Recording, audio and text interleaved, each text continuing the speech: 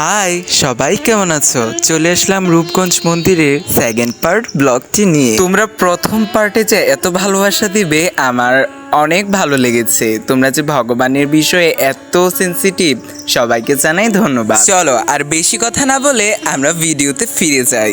অন্নকূট উপলক্ষে ভগবানের বিশেষ আরতি চলছিল, যা ছিল এত সুন্দর। এই আরতি দেখাও ভাগ্যের ব্যাপার। আর এই নাও, তোমরাও মহাপ্রসাদ দর্শন করে নাও, কারণ কথায় আছে এবং শাস্ত্রে বর্ণিত আছে ভগবানের প্রসাদ দর্শনে নাকি অনেক ফলপ্রসূ এবং অনেক ভালো হয়। আর সাথে তোমরা আরতিও দেখতে থাকো। জানো, আরতির সময় যে একটা সুন্দর স্নিগ্ধ সুবাস বইছিল এবং দৈবিক মুহূর্ত উপস্থিত হয়েছিল এই আরতির সময়টায়।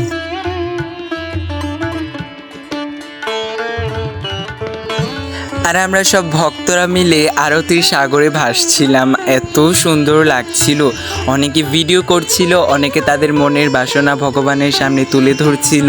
আর আজ ভগবানকে কেন জানি আরেকটু অন্যরকম সাজেই সুন্দর লাগছিল, এত সুন্দর লাগছিল। ভগবানকে তো এমনিই সুন্দর লাগে, তবে আজকের সাজটা ছিল আরেকটু এক্সপেন্সিভ। অনেক কিছু দিয়ে আরতি করা হচ্ছিল ভগবানের, ছিল প্রদীপ, সুগন্ধি, আরো নানা কিছু, অনেক কিছু। আর এই যে সব ভক্তবৃন্দরা আরতির আভা নেওয়ার জন্য, আশীর্বাদ নেওয়ার জন্য প্রদীপের উঠে দাঁড়িয়েছিল, এরকম পরিবেশে যেন আলাদাই এক সৌন্দর্য এবং মনের প্রশান্তি কাজ করছিল। আর এইদিকে ভগবানকে ময়ূর পাখা দিয়ে যে সুন্দর একটি আরতি করা হচ্ছিল, মানে সবাই অনেক অ্যাপ্রিসিয়েট করছিল, সবাই অনেক আনন্দ করছিল এই আরতির মধ্যে। ভগবানকে একটু একা থাকতে দেওয়া হচ্ছিল, তাই গর্ভগৃহের দ্বার বন্ধ করা হচ্ছিল।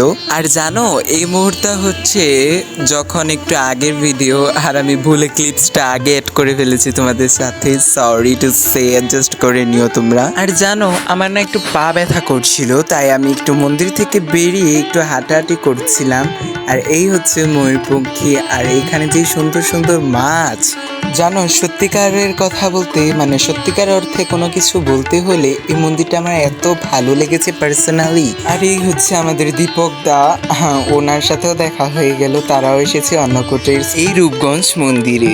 তার কাছেও নাকি মন্দিরটা অনেক ভালো লাগে। এখন তো প্রায় প্রায় আমাদের এই মন্দিরে আসা। আর আমরা চলে গেলাম তিনতলায় প্রসাদ নিতে।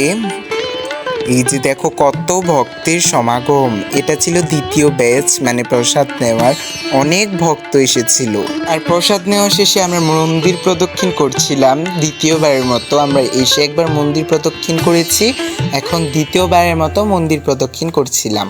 আর আমাদের সাথে দেখো কত মানুষরাও মন্দির প্রদক্ষিণ করছিল, ব্যাপারটা কিন্তু অনেক ইন্টারেস্টিং, তাই না? এখন সবার সাথে মিলে আমরা মন্দির প্রদক্ষিণ করছিলাম।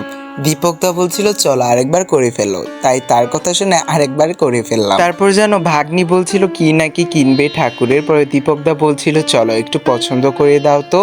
তো তারপর হচ্ছে বিভিন্ন জিনিসপত্র যেখানে পাওয়া যায় সেই কর্নারে আমরা চলে গিয়েছিলাম, আর দীপকদা দেখছিল। তারপর তো আমার এই ছোট্ট পুচকে গোপালটাই পছন্দ হয়েছিল, তারপর মনে হয় এটাই নিয়েছিল। আর এদিকে ঠাকুমার বলছিল চলো গুরু আশ্রম থেকে ঘুরে আসি। তারপরে এই তো আমরা পাঠশালায় গিয়েছিলাম। এখানে আর কি আমাদের মতো যারা রয়েছে, মানে ভগবানের ভক্ত প্রভু, ছোট প্রভুরা সবাই এখানে থাকে আর কি। তো জায়গাটাকে একটু স্পেস নিয়ে বাড়ানো হচ্ছিল, সবাই মিলে হেঁটে হেঁটে দেখছিলাম। আর পাশ দিয়ে যে সুন্দর সুন্দর ফল গাছ, ফুল গাছ লাগানো হচ্ছিল, আসলেই যেন একটা প্রশান্তি। আর জানো, এখান থেকে কিন্তু মন্দিরের চূড়া দেখা যাচ্ছিল, মন্দিরের খুব কাছেই ছিল এইটা। এই যে সবাই দেখছিল আর হাঁটছিল, আর জানি কি দেখছিল, এখানে কিছু একটা দেখছিল। আর এই যে দেখো মন্দিরের চূড়া কতটা কাছ থেকে দেখা যায়, মন্দিরের আরেকটা সৌন্দর্য এখান থেকে দেখা যায়। আর এখানে রয়েছে সুন্দর একটি বটবৃক্ষ, যা কিনা অনেক বছরের পুরনো, দেখেই বোঝা যায়। আর এইখানে এই দিক দিয়ে আমি ভগবানের কিছু ক্লিপ নিচ্ছিলাম, এত সুন্দর লাগছিল। সবাই একটু আরতি করছিল তুলসী ডাল দিয়ে। জানো, এই নিয়ে আমি 3বার প্রদক্ষিণ করেছি তাদের সাথে। ভগবানও মনে চাচ্ছিল যে তুমি আমাকে বেশি বেশি ঘোরো।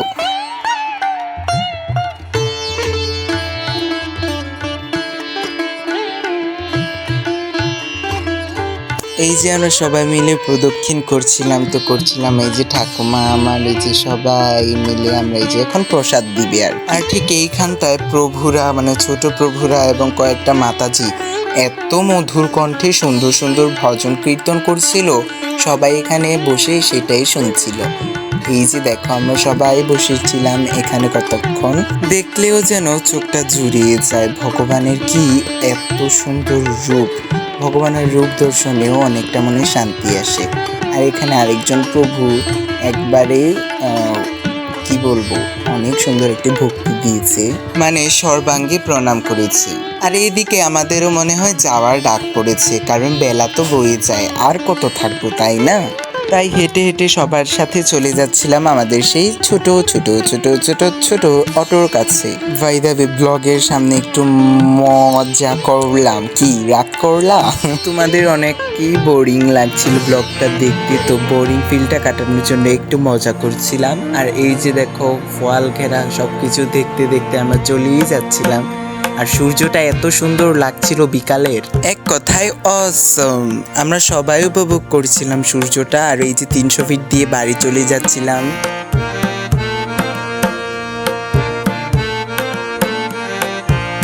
আর এইদিকে দেখো কিছু ফরেনাররা আমাদেরকে ফলো করছিল। আরে না, আমাদের কেন ফলো করতে যাবে, তারা তাদের মতো সাইকেলিং করছিল। আর আমি একটু ক্লিপস নিয়ে নিলাম তোমাদেরকে দেখানোর জন্য। আমি যে ক্লিপস নিচ্ছিলাম বোধহয় তারা বুঝতে পেরেছিল, তাই একটু পোস্ট দিল আর কি। মজা করলাম। সবাই ভালো থেকো, সুস্থ থেকো। ব্লগটি ছিল এই পর্যন্তই।